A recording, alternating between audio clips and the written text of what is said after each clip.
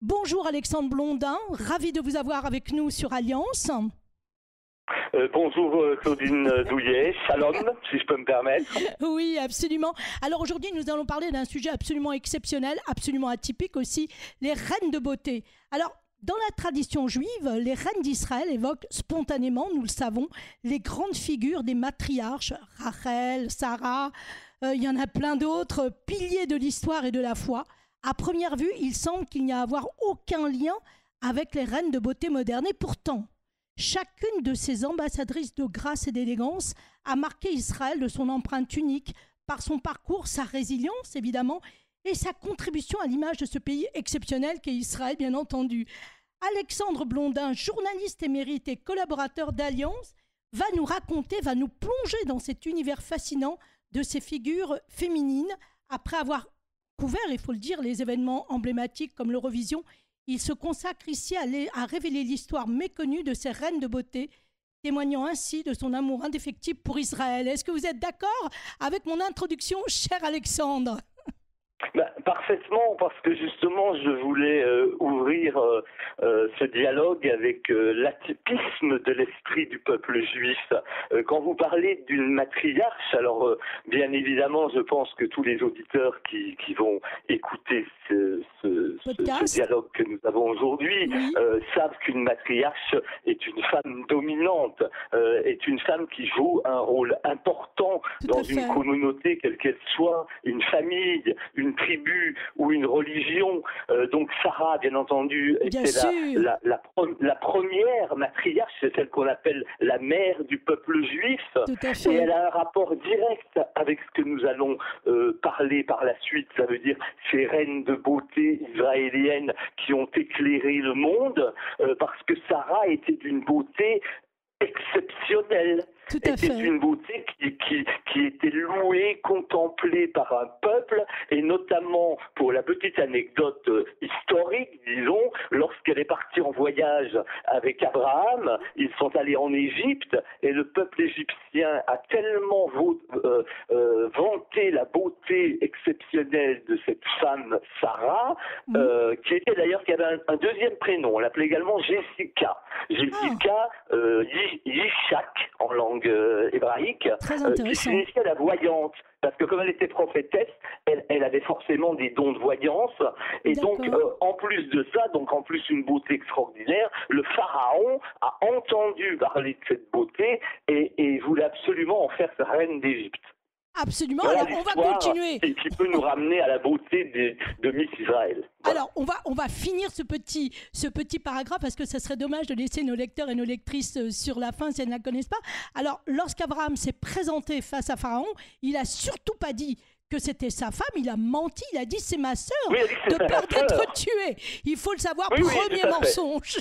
Mais bon, il a eu la vie sauve et ensuite lui est apparu dans les songes du pharaon et non pas du prophète, le pharaon, comme quoi qu'il fallait absolument qu'il libère cette femme, sinon il allait mourir. Donc il a libéré Sarah et il a un peu rouspété Abraham en disant mais pourquoi m'as-tu menti? Pourquoi ne m'as-tu pas dit que c'était ta femme? Donc ça c'est très intéressant, comme quoi que la beauté des femmes en Israël donne aussi une place dominante. Alors, si vous voulez bien, on rentre dans le cœur du sujet, à savoir ces reines de beauté qui ont commencé en 1951, si ma mémoire ne me fait pas défaut. Oui, en réalité, c'est 51, vous avez raison, les initiatives de base lorsque l'on prépare un événement, mais l'événement, l'ouverture d'Israël sur le monde et de son engagement pour la parole des femmes avec cette élection, en réalité, c'est 1952. Donc à partir de 1952, Israël participe à des concours internationaux majeurs.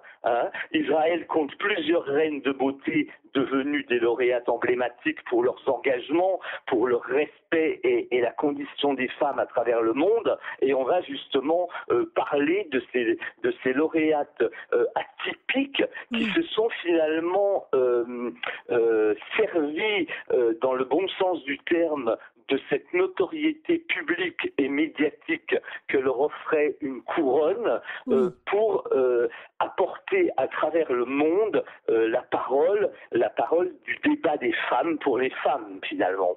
Oui, tout à fait. Et on voit, d'après le petit reportage que vous m'avez envoyé il y a quelque temps, on voit que chacune d'elles, et on viendra parler d'ailleurs d'une arabe musulmane en Israël, qui a été aussi élue, que chacune d'elles a voulu apporter quelque chose, a contribué à l'image d'Israël, mais surtout pour les femmes. Et ça, c'est très important. C'est-à-dire que quelque part, nous savions aussi bien dans le judaïsme que dans les autres religions que la femme, quelque part, a toujours été bâillonnée, hein, même dans le christianisme, il faut le savoir. Et puis là, c'était l'occasion de dire les choses, de défendre les droits des femmes qui ont été en quelque part, pas camouflés, mais mis un petit peu de côté. Alors, nous avons en premier, si je ne me trompe pas, Michal Rachel, ou Rachel, je ne sais pas exactement comment on le prononce, qui est donc une Miss engagée, puisqu'elle devient aussi présidente de la Viso, c'est cela? Voilà, en 1961, je crois en Grande-Bretagne. Non, c'était en 51. Enfin, elle a été élue en 51. Oui. Et c'est vrai que ça a été une activiste pour le droit des femmes juives. Elle est devenue ce qu'on appelait présidente honoraire de l'Organisation internationale des femmes sionistes, plus connue donc sous le sigle que vous venez de dire, WISO, qui a été créée en Angleterre en 1920, et dont le siège social était Tel Aviv, et membre du Congrès juif mondial, c'est-à-dire le CJM, qui siège à Genève depuis 1936. Et dont le siège mondial est à New York. Tout à fait. Et dont il y a beaucoup de crèches d'enfants en Israël et aussi en France, où il y a un siège à Paris de la Viso, il faut le savoir. D'ailleurs, j'ai participé brièvement à cette organisation. Et puis, en 1960... Et on peut préciser aussi que justement, par rapport à l'époque, parce que ça remonte quand même à 1951, si mes informations et mes sources sont justes, c'était quand même c'est la première Miss, je veux dire, au niveau, je pense, mondial, à s'être engagée dans une cause telle que celle-là. C'est-à-dire, comme toujours, comme je l'ai dit dans l'introduction, ce qui m'interpelle toujours, c'est cette volonté d'être en anticipation du peuple juif dans quelque événement que ce soit, on a toujours une longueur d'avance. C'est comme ça, c'est dans vos gènes. Il y a une longueur d'avance, et cette dame l'avait déjà en 1951, parce qu'à l'époque, faut aussi remettre les choses en place. Les élections de Miss n'étaient pas ce qu'elles sont aujourd'hui. Voilà. Alors surtout, et on a l'impression de faire une impasse sur quelque chose qui est très important, 1951, 1948, 3 années ou 4 années avant, juste c'était donc l'indépendance de l'État d'Israël. Donc vraiment, qu'est-ce qu'elle pouvait faire d'autre d'essayer de contribuer à son pays en étant Miss Israël? Je veux dire, forcément, alors quand vous dites dans nos gènes, c'est très gentil, mais je pense qu'effectivement, comme je vous le disais hors antenne, je pense qu'on n'anticipe pas dans le plaisir d'anticiper, mais on a toujours besoin de voir un peu plus loin. Peut-être, comme je vous le disais aussi, c'est par crainte du malheur ou crainte d'un événement. Donc on anticipe toujours. C'est-à-dire on ne se contente pas de la couronne, mais on se dit qu'est-ce que je vais faire de cette couronne? Et ça, c'est très important. C'est toujours se dire comment rendre utile le quasi inutile, si je peux me permettre. C'est pour ça qu'elle est emblématique aussi, cette Miss Michal Harel, parce qu'en réalité, par rapport à son époque, par rapport à ce que vous venez de préciser, c'est-à-dire la fondation de l'État d'Israël en 1948, je veux dire, elle a tout de suite saisi l'occasion d'utiliser cette notoriété pour apporter la consécration de ce qui venait d'être fait. Et je me rappelle toujours avoir dit un jour, il ne suffit pas de voir le monde, encore faut-il savoir l'observer. Et je pense qu'elle a vraiment observé ce qui se passait. Magnifique. Et puis ensuite, je crois que c'est en 1976 que nous avons encore une Miss Israël, si je ne me trompe pas. Rina Messinger, c'est cela? Ah, c'est en 76. Alors en 76, si vous voulez, moi j'étais tout jeune. Oui. J'étais un adolescent. Oui. Et je me souviens toujours, dans la presse locale française, dans la région où j'habitais, j'ouvre le journal et je vois marqué « L'ex-femme soldat israélienne devient Miss Univers ». Ah, Incroyable. Et je vois une photo avec une splendide jeune femme qui avait d'ailleurs une jeune femme brune très souriante, à la beauté, je dirais, très américaine parce qu'elle ressemblait un peu à l'actrice Jacqueline Smith, vous savez, des Drôles de dames. Oui, tout à fait. Elle avait un peu ce physique-là et donc tout de suite, ça m'a marqué. Et en réalité, je me rappelle avoir découpé l'article. Oui, que j'ai gardé pendant des années. Bon, aujourd'hui, il est perdu, malheureusement, mais je l'ai gardé pendant des années. Et je montrais ça à tous mes copains à l'école et tout. Et je disais, regardez comment elle est belle. C'est la première Miss qui m'a marqué. C'est quand même incroyable. De toute l'histoire des Miss. Et ça, c'était en 76. Oui. Et en plus, le fait qu'elle soit un soldat, parce qu'ils avaient mis une photo où elle était en uniforme, parce que je ne vous apprendrai rien en disant que le service militaire était obligatoire pour les femmes dans les bâtiments. Oui. Donc, il s'était servi de ça et elle avait été élue à Hong Kong en plus, donc une colonie britannique. Tout à fait. Et elle avait défendu aussi la politique de son pays en proclamant « Je ne suis pas politicienne et non à la guerre ». Ah, incroyable. Et elle deviendra Miss Univers. C'est en fait un parcours sans faute.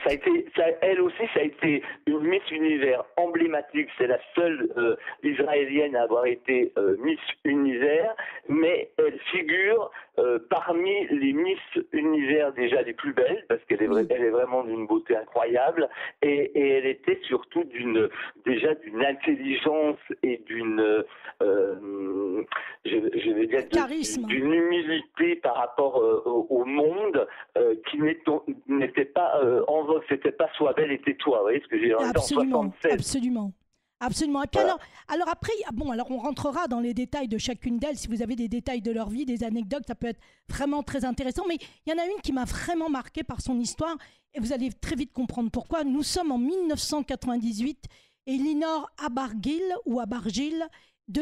sera couronnée, mais quelques semaines avant son couronnement, et c'est très important parce qu'elle ne renonce pas, elle se fait violer. Et toute autre femme, toute autre jeune fille, puisqu'elle n'a que 19 ans, si je me souviens bien, aurait plutôt renoncé, aurait dit « je ne suis pas capable ». Non, erreur. Elle continue. Elle va au couronnement, elle arrache sa couronne et elle défendra les droits des femmes. Et ça, c'est absolument exceptionnel. Alors j'aimerais vraiment que vous nous en disiez un petit peu plus sur Linor. Alors ça, c'est aussi effectivement, oui, un événement. Alors déjà, c'était un événement parce que, comme vous le savez, il y a des codes dans le monde des concours de beauté. Il y a des codes internationaux. On sait très bien que voilà, c'est très formaté quand même. On le voit dans les résultats. Elle ressemble plus souvent à des poupées Barbie qu'autre chose. Il est vrai que Linor Abargil, quand elle est arrivée à l'élection, elle était déjà atypique physiquement. Oui. Ça veut dire que c'était une grande jeune fille qui avait toutes les critères de silhouette, mais qui était une jeune fille rousse frisée. Voilà, tout à fait. Je me rappelle de la photo. Donc ça, c'est déjà pas. On a rarement vu des jeunes filles rousses se réussir au niveau des élections internationales. Non pas qu'elles soient pas jolies, mais parce que c'est pas dans la mode. Je veux dire, voilà, il y a eu rarement des Irlandaises rousses élues Miss Monde ou Miss Univers. Enfin, il n'y en a pas d'ailleurs. C'est pas un critère qui correspond au choix des jurys. Voilà. D'accord. Très Donc bien. déjà, elle avait quand même un handicap à la base, entre guillemets. Voilà, elle avait ce handicap. Et cette personne, moi j'ai sous-titré son sacre, son combat s'appelle Liberté parce que c'était ça. Oui.